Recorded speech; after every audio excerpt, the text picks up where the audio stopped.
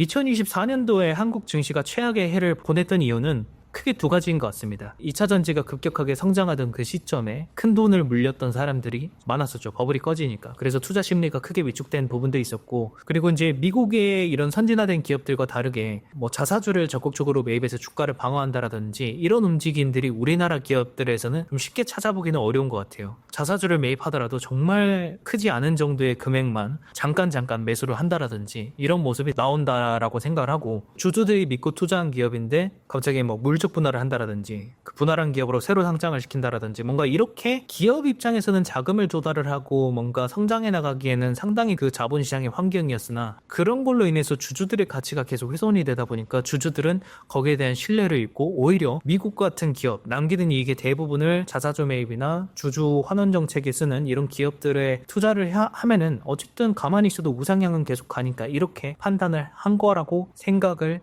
합니다. 예, 그래서 사실 미국 시장에 나가 있는 그 해외 투자 금액의 변화를 보면은 가파르게 이렇게 증가를 하는 모습들이 나오고 있더라고요. 그래서 그런 것만 보더라도 우리나라 투자자들의 심리를 볼 수 있다라고 보고 있고, 심지어 국민연금마저 전체 주식 투자 포트폴리오의 대부분이 미국 시장에 나가 있는 거잖아요. 예, 그것만 보더라도 충분히 알 수 있다라고 생각을 합니다. 사실 뭐 인도네시아라든지 이런 개발도상국 국가들의 국민연금 투자 포트폴리오를 보면은 해외 주식을 아예 못 가지고 있어요. 이런 그 개발도상국 국가들은 통화의 안정성이라든지 자국의 증시 활성화, 안정성을 위해서 인도네시아 내에서만 투자를 할 수 있게끔 되어 있거든요. 그리고 그 중에서도 인도네시아 국채 비중이 상당히 높고, 그 다음에는 뭐 주식시장 뭐 이렇게 그 정도로 자국에만 투자를 하게 합니다. 그 자국의 주식시장이나 자국의 환이 불안정한 그런 국가에서는. 우리나라 같은 경우에는 가지고 있는 전체 그 국민연금 주식 포트폴리오 중에서 대부분이 미국으로 나가 있는 거잖아요. 근데 왜 나가겠어요? 우리나라 주식시장이 그만큼 매력이 없는 상황이기 때문에, 그리고 국민연금이라는 것은 결국 국민들의 미래를 보장해야 되는 수단이기 때문에 그 관점에서도 미국 시장이 압도적으로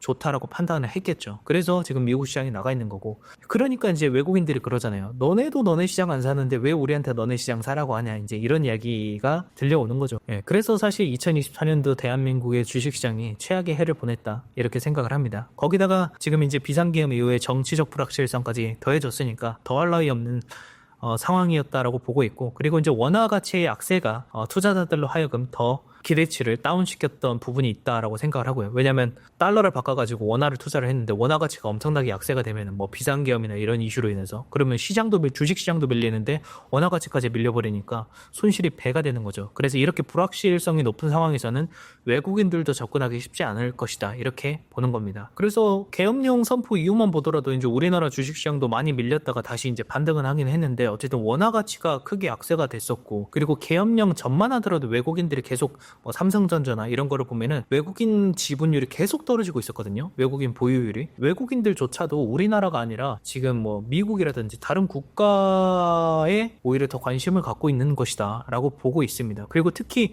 고금리 장기화에서 이렇게 불확실성이 커져 있는 상태에서는 언제 버블이 터지고 언제 리스크가 커질지 모르는 이런 상태에서는 외국인들도 이렇게 불확실성이 큰 시장보다는 상대적으로 안정성이 높은 뭐 미국이나 아니면 일본 이런 시장에 더 관심을 갖지 않을까라고 생각이 들고, 일본 기업들 같은 경우엔 보세요. 실적이 빵빵 찍히면서 경쟁력도 높여가면서 수출도 늘어나고 고용 창출도 늘어나고 주가도 폭발하고 이런 모습들이 계속 나오고 있는 거잖아요. 근데 우리는 원화 약세가 계속되고 있는데 기업들 실적은 떨어지고 뭐 기업들의 주가는 크게 떨어지고 외국인들이 이탈하고 비상기업까지 터지니까 이제 그 리스크가 더 커진 거죠. 외국인들이 매력을 가져가기에는 힘든 그런 시장의 구조가 지금은 보여주고 있다라고 생각을 합니다.